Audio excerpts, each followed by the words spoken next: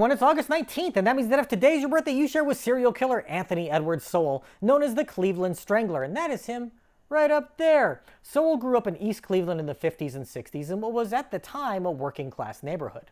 After a relative died, his 7 cousins moved into the home he shared with his sister, mother, and grandmother, so there were plenty of children to raise and not a lot of adult supervision. His father was absent from his life, and the kids were routinely beaten when they misbehaved, sometimes being made to strip naked and take lashes from an electrical cord. Sowell seemed to enjoy seeing his cousins get in trouble, and he would intentionally do things to upset his mother and grandmother, then blame his cousins in order to get them in hot water. One cousin reported later that he forced her to have sex with him on a regular basis before she was a teenager, but no one believed her when she tried to tell an adult. To escape his home life, Sowell joined the Marines at 18 and served for 7 years before returning to Cleveland a married man with a child.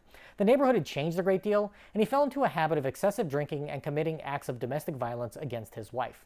He was also arrested multiple times for DUI and drug possession over the next few years. Meanwhile, the bodies of young women were starting to appear in his neighborhood, with 3 murder victims found in 1988 and 89.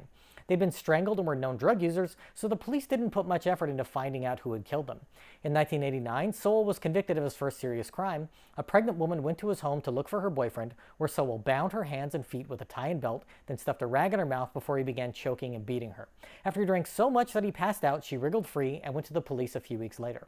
Sowell was quickly apprehended and charged with rape and kidnapping, and a few months later, another pregnant woman came forward to tell police that she too had been assaulted by Sowell.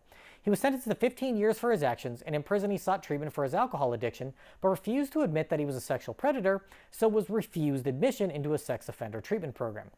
He went through multiple anger management classes and was known as a model prisoner when he was released in 2005 at the age of 45.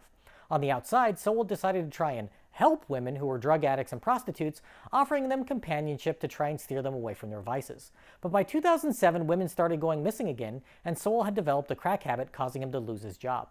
Neighbors complained about a bad smell coming from his home. Those complaints piled up over the next 2 years, while women were continually reporting to police that Sowell had assaulted them. When they finally went to his home, they were greeted by the decomposing bodies of 11 women, all of whom had been bound, beaten, sexually assaulted, and strangled.